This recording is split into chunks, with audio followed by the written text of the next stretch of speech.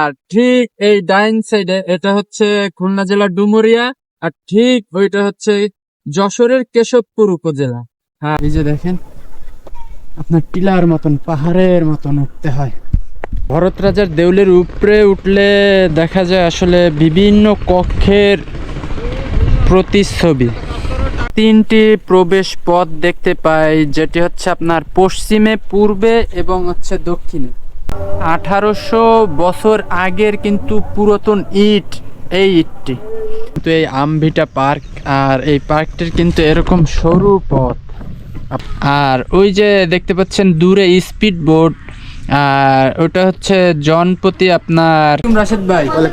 কেমন আছেন? কারেন্ট মারেন্ট আসলে ভিডিও করেন এখন কারেন্ট না মারেন্ট সে ঠিক আছে, কিন্তু গরম সেই আলিমের পায়া, খাসির পায়া। 40 টাকা গেল, তারপর আসছে আমার সবার কাছে বেচতে হবে এরকম একটা ধারণা।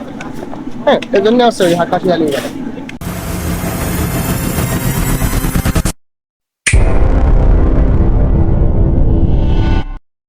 আসসালামু আলাইকুম everyone, welcome MD Raju another blog video. So বন্ধুরা, সময় মুছে দেয় মানুষের স্থাপনা, কিন্তু মুছতে পারে না মানুষের স্মৃতি। আর এরকম একটি স্মৃতি বিজড়িত জায়গায় আজ আপনাদেরকে নিয়ে যাচ্ছি।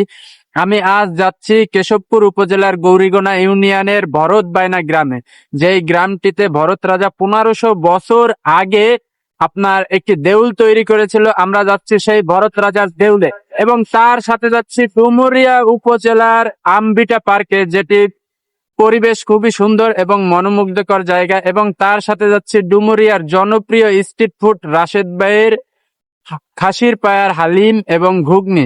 সো বন্ধুরা, আজ আমাদের ব্লগটি আমরা এখান থেকেই শুরু করছি। So let's go. ভিউয়ার্স, আমি এখন দাঁড়িয়ে আছি শৈলগাতি ব্রিজের উপরে, আর আমার সামনে দেখতে পাচ্ছেন হরি নদী। আর এই হরি নদীটি আপনার দুইটা জেলাকে ভাগ করছে। একটা জেলা হচ্ছে গিয়া আমাদের খুলনা জেলা, আর একটা হচ্ছে যশোর জেলা। আর ঠিক এই ডাইন সাইডে এটা হচ্ছে খুলনা জেলার ডুমুরিয়া, আর ঠিক ওইটা হচ্ছে যশোরের কেশবপুর উপজেলা। আর মাঝখানে দেখতে পাচ্ছেন এটি হচ্ছে হরি নদী। আর এই হরি নদী কিন্তু দুইটা জেলাকে ভাগ করছে। অবশ্য এই নদীটি বিশাল নদী ছিল, আস্তে আস্তে ভরাট হয়ে গেছে। আপনি দেখেন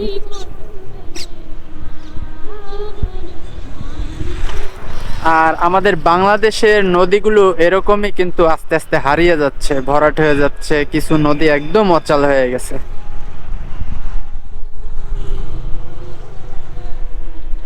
বন্ধুরা, আমরা চলে এসেছি ভরত রাজার সেই দেউলে। আর এটি হচ্ছে প্রত্নতত্ত্ববিদ বিভাগের অন্তর্ভুক্ত, তাই আমাদের টিকিট কাটতে হবে। এটি হচ্ছে টিকিট কাউন্টার, লোক নাই। তো অবশ্য আপনাদের মেনু চার্টটা দেখায়, এই যে দেশি হচ্ছে 10 টাকা, মাধ্যমিকও 10 টাকা, আপনার সার্কভুক্ত যারা আছে তাদের 50, এবং বিদেশি নাগরিকদের জন্য 200 টাকা। সো চলুন আমরা টিকিট কাটি। আমাদের জনপ্রতি ঢুকতে হলে 10 টাকা করে গুনতে হবে। আমাদের টিকিট নিতে হলে আসলে ভিতর থেকে নিতে হবে। আর এই হচ্ছে আমরা ভিতরে প্রবেশ করলাম, আর দুইটা টিকিট 20 টাকা। এবং আমরা সেই ভরত রাজার দেউলে প্রবেশ করলাম, এবং আমরা যেহেতু দুজন আসছি 20 টাকা দুটো টিকিট। আর এই যে দেখেন ভরত রাজার দেউল। আসলে আমি এসে দেখি এই ভরত রাজার দেউলটি দেখতে একদম আপনার সেই পাহাড়পুর বৌদ্ধ বিহারের মতন, আবার বগুড়ার মহাস্থানগড়ের মতন দেখতে, খুবই সেরকম লাগছে। আর সবচাইতে এখানে আকর্ষণীয় হচ্ছে গিয়ে কিন্তু এই পথটি। আর এখানে দাঁড়ালেই হয়তোবা বগুড়ার মহাস্থানগড়ের মতনই দেখা যাচ্ছে।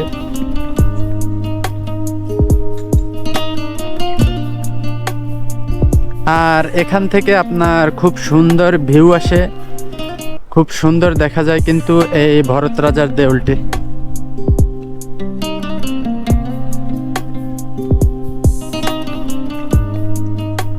1800 বছরের পুরনো এই স্থাপনাটি, এবং এই স্থাপনাটি আসলে দেখলে মনে পড়ে যায় আমাদের অতীত, আমাদের ঐতিহ্য এবং আমাদের পুরনো মানুষের কথা।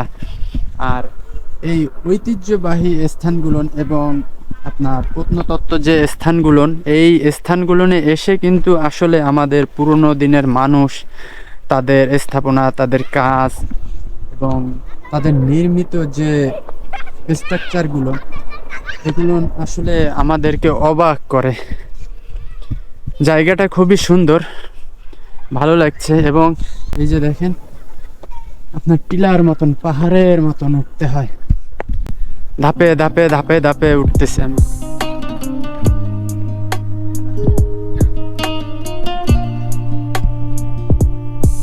খুবই সুন্দর। এবং আমি দেখতে দেখতে কিন্তু একদম উপরে উঠে গেলাম। ও,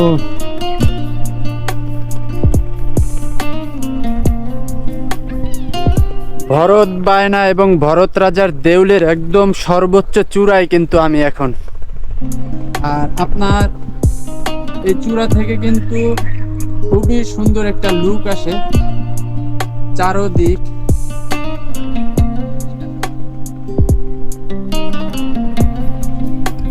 আর আজ দর্শনার্থী খুবই কম, কারণ খুলনায় শৈত্যপ্রবাহ চলতেছে, তাপমাত্রা খুবই কম আর প্রচুর ঠান্ডা। আর তার কারণে হয়তো বা আজকে দর্শনার্থী একটু কম।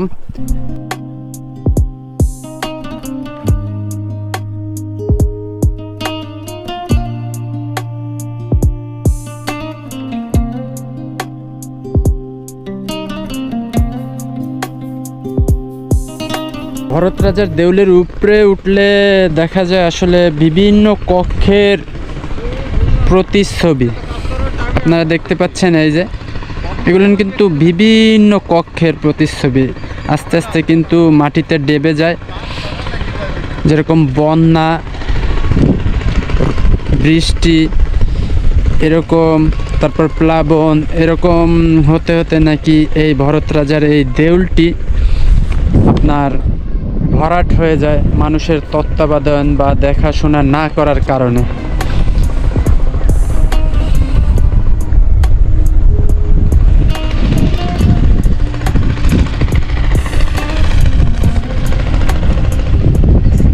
রাজা ভদ্রা বা ভরত এই দেউলটি নির্মাণ করে, এবং দেউল শব্দের অর্থ হচ্ছে মন্দির। যেহেতু রাজা ভদ্রা ছিল হিন্দু ধর্মাবলম্বী বা সনাতন ধর্মী, সেহেতু ধারণা করা যায় যে এটি হিন্দু মন্দির ছিল। আর সেই হিন্দু মন্দিরের স্থাপনাগুলো কিন্তু খুবই পুরনো। এখানে ধরা যাচ্ছে 1500 থেকে 1800 বছর বয়স হতে পারে কিন্তু এই মন্দিরের। আর এই মন্দিরের নিদর্শনগুলো দেখুন, আর এর ইটগুলো দেখুন।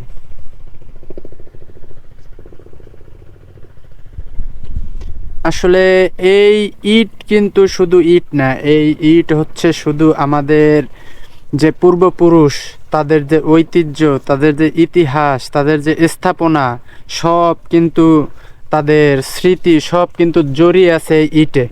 এই ইট শুধু আমাদের মনে করিয়ে দেয় আমাদের পূর্বপুরুষরা কেমন ছিলেন, তারা কিভাবে এরকমভাবে স্থাপনা তৈরি করতেন এবং কিভাবে তারা বসবাস করতেন। সব কিছুই কিন্তু আমরা এই সব পুরনো প্রত্নতত্ত্ব যে এরিয়াগুলো, সেই এরিয়াগুলো এসে কিন্তু আমরা সেরকমটাই দেখতে পাই এবং সেই স্মৃতিচারণগুলো নিয়ে কিন্তু আমরা করি। আর আমি এই দেউলটিতে এসে কিন্তু 3টি প্রবেশ পথ দেখতে পাই, যেটি হচ্ছে আপনার পশ্চিমে, পূর্বে এবং হচ্ছে দক্ষিণে। আর এই প্রবেশ পথটি হচ্ছে আপনার পশ্চিম দিকে। দেখুন এরকম ভাবে কিন্তু সিঁড়ি নিয়ে একদম উপর পর্যন্ত চলে গেছে। আসলে এখানে আসলে পূর্বপুরুষের স্থাপনাগুলো দেখলে আমাদের কিন্তু সেই পুরনো দিনের মানুষের কথাগুলো মনে পড়ে। এই স্থাপনাটি আপনার পোড়া মাটি দিয়ে ইট তৈরি করা এবং সুরকি দিয়ে হচ্ছে গিয়ে আমরা যে এখন সিমেন্ট বালু দিয়ে যেরকম আঠা তৈরি করি, তৎকালীন সময় কিন্তু চুন সুরকি দিয়ে এরকমভাবে ইট দিয়ে কিন্তু আঠা তৈরি করা হতো। এইখানে দেখেন এই দেউলের ডিজাইন কেমন ছিল।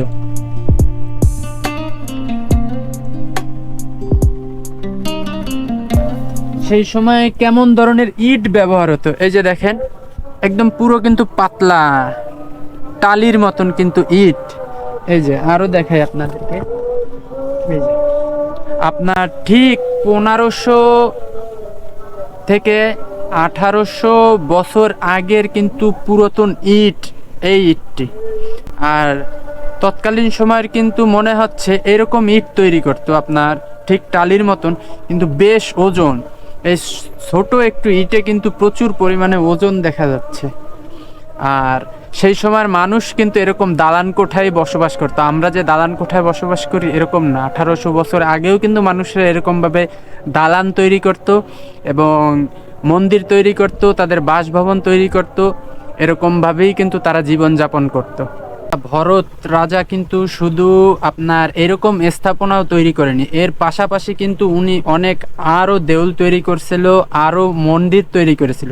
সেরকম কিন্তু আরও একটি নিদর্শন জানা যায় আপনার এখানে যখন ভদ্রা নদী ছিল বিশাল বড়, এই ভদ্রা নদীর তীরেই কিন্তু এই স্থাপনাটি তৈরি করে।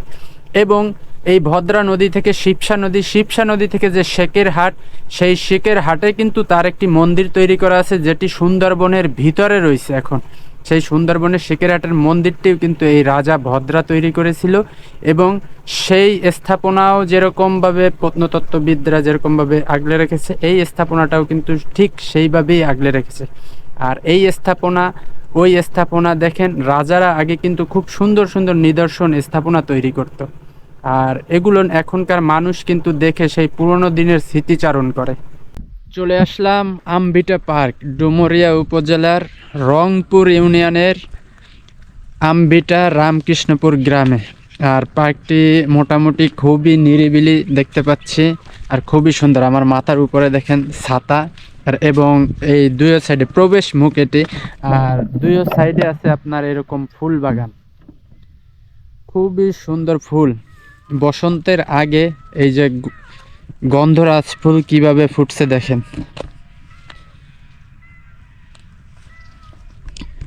আর আপনার এই পার্কের প্রবেশ পথই হচ্ছে এইটা। আর আপনার এই প্রবেশ করতে গেলে এই পার্কে জনপ্রতি 30 টাকা করে লাগবে। আপনি যখন এই পার্কে প্রবেশ করবেন জনপ্রতি 30 টাকা গুনতে হবে আপনাকে। আপনারা প্রবেশ মুখে ঢোকার পরে কিন্তু এরকম একটা বড় দিঘি পেয়ে যাবেন সামনে, বিশাল বড় দিঘি। এবং এই দিঘিটা প্রথমে হচ্ছে মাছ উৎপাদন করার জন্য এখানে এটা কাটা হয়, কিন্তু পরবর্তীতে মাছ উৎপাদনের পরবর্তীতে কিন্তু এই পার্কে রূপান্তরিত হয় আমভিটা পার্ক অথবা জনতা পার্ক বলে যেটাকে। আর এটা, আর এর অপোজিট সাইডে আপনারা দেখতে পাচ্ছেন বড় শাল বাগান ওই যে। আর এর কারণেও কিন্তু এই পার্কের নামকরণ করা হয়েছে, কিন্তু অনেকে ধারণা করে বা অনেকে বলে নিউজিল্যান্ড পার্ক বা সুইজারল্যান্ড পার্ক। আর এই ঠিক এই সিনারিটার জন্যই হচ্ছে গিয়ে আপনার সুইজারল্যান্ডের পার্ক হিসাবে কিন্তু এই পার্কটির অনেকেই নাম দাবি করে। খুবই সুন্দর এবং মনোরম পরিবেশ কিন্তু এই আমভিটা পার্ক। আর এই পার্কটির কিন্তু এরকম সরু পথ, আপনার এই পথ দিয়েই কিন্তু। আর আমি পার্কের ভিতরে এসে দেখি যে আসলে প্রেমিক প্রেমিকা ছাড়া আসলে সেরকম কারো আনাগোনা নেই।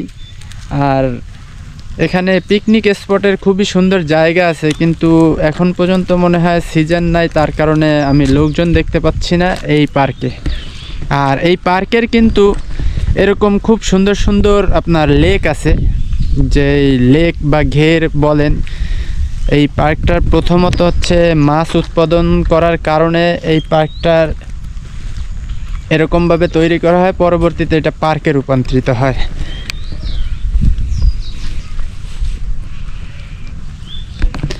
আর এখানে কিন্তু প্রচুর পরিমাণে আম গাছ।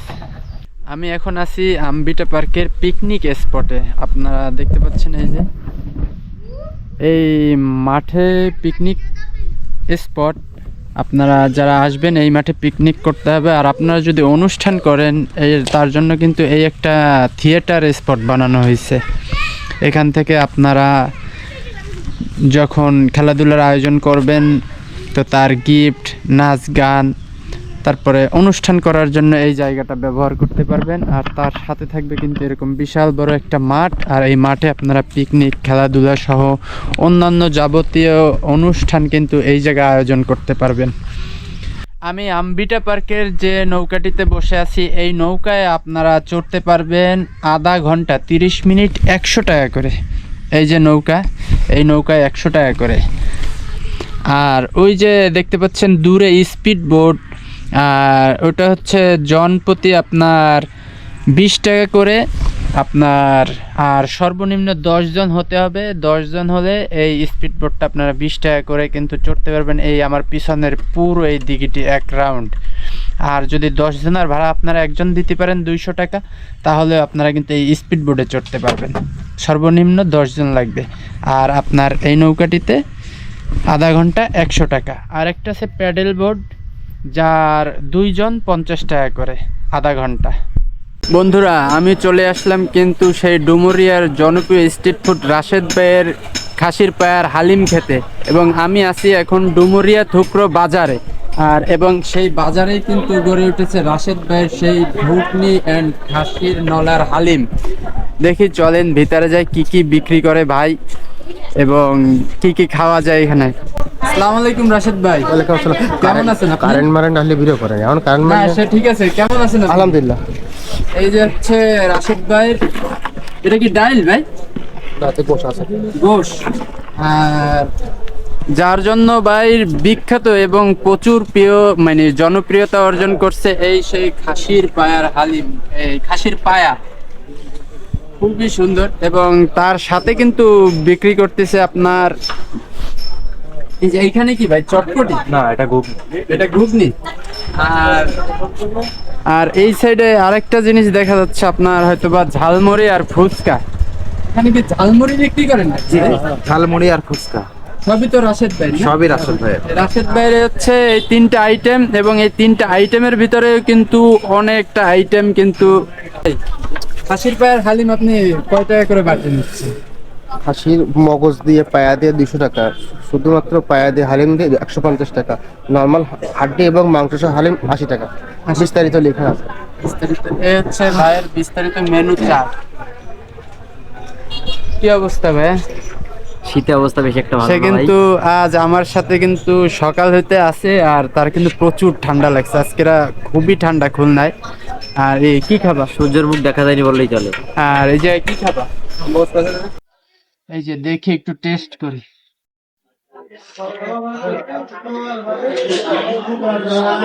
বিসমিল্লাহ।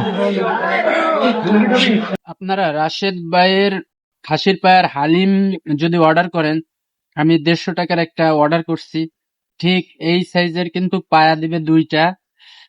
আর কিন্তু এরকম গোশের সাইজ, এটা দেবে হচ্ছে 4 পিস। আর সাথে টুকরা গোশ আছে। আর এরকম হচ্ছে আপনার চুইজাল দেবে হচ্ছে 2 পিস করে, আর রসুন 2 পিস। আর মোটামুটি হালিম দেশে যায় একজনের পক্ষে সম্ভব হবে কিনা জানি না, কিন্তু আমার পক্ষে সম্ভব না এত খাওয়া, প্রচুর পরিমাণে কিন্তু দেশে।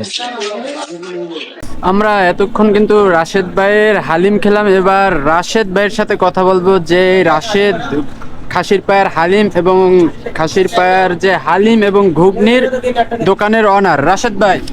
আসসালামু আলাইকুম ভাই। ওয়ালাইকুম আসসালাম। কেমন আছেন ভাই? আলহামদুলিল্লাহ। আপনি তো এই দোকানের মালিক নাকি? হয়। আপনার কাছে একটা প্রশ্ন ছিল ভাই। উত্তর কি আমার কাছে আছে? হ্যাঁ, উত্তর আপনার কাছেই আছে। আমার প্রশ্ন হচ্ছে, আমি যত জায়গায় গেছি হালিম বেশিরভাগ হচ্ছে কি আপনার গরুর গোশত দিয়ে তৈরি করা হয়, আপনি কেন এই যে খাসির পায়া দিয়ে হালিম তৈরি করলেন? তাহলে আপনি কাশির দোকানে যান নিতে, কাশির হালিম খুলনায় অ্যাভেলেবেল আছে। যাই হোক, ওটা বাদ দেন। Available আছে? আছে। না, আমার চোখে কিন্তু আপনি ফার্স্ট। আছে কেন? আমাদের এলাকাটা জি হিন্দু এলাকায় বেশি, আর জি। ওইটা হিসাব নাই, সবার থেকে আমার সবার কাছে বেচতে হবে এরকম একটা ধারণা। হ্যাঁ, মানে এই এলাকাটা হচ্ছে হিন্দু এলাকা বেশি, তার কারণে হচ্ছে আপনার। ওটা গেল, তারপর হচ্ছে আমার সবার কাছে বেচতে হবে এরকম একটা ধারণা। হ্যাঁ, এই জন্য আসছে ওই কাশি হালিম। তারপর আরেকটা প্রশ্ন করি ভাই, যে আপনার এই জায়গায় মানে কোন কোন স্থানের লোক বেশি এই হালিম খেতে আসে? খুলনা 60%, খুলনার 60% খুলনা লোকই 60%। আপনার এই জায়গায়। হ্যাঁ, আর চুপনগর দিয়ে, ফুলতলা দিয়ে, ডুমারে দিয়ে, আর 40%। এখানে কোনো মানে নাম করা ব্যক্তি এসে আপনার এই জায়গায় হালিম খেয়েছে আপনার মনে পড়ে? তেমন কোনো কিছু মনে নেই। তেমন কোনো কিছু মনে পড়ে না। ভাইয়ের কিন্তু প্রচুর পরিমাণে হালিম চলে, আমি যতটুকু জানি। আর ভাই একটু ব্যস্ত আছে তো, আপনার ইন্টারভিউর ভিতরেই কিন্তু তার কাজ করতে হচ্ছে। তারপরে দেখি সে একটু ফ্রি হোক। আর এই হচ্ছে কিন্তু গরম সেই হালিমের পায়া, খাসির পায়া। 40।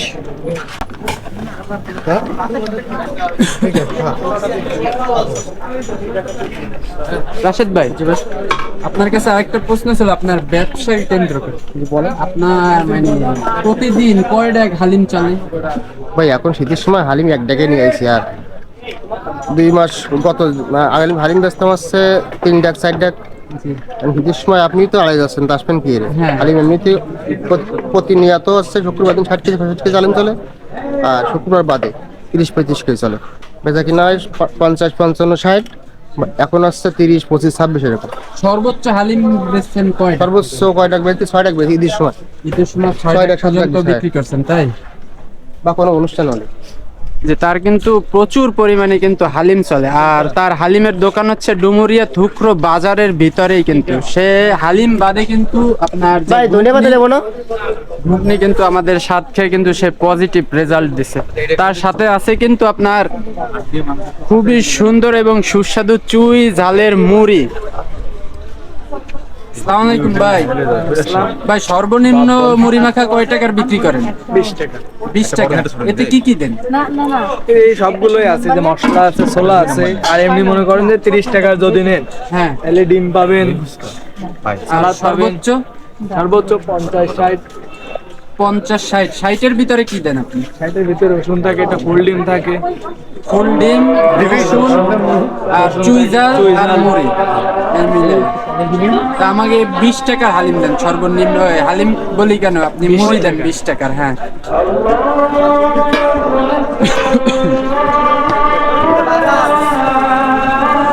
মুড়ি আসবে। ভাই মশলা তো মেলা।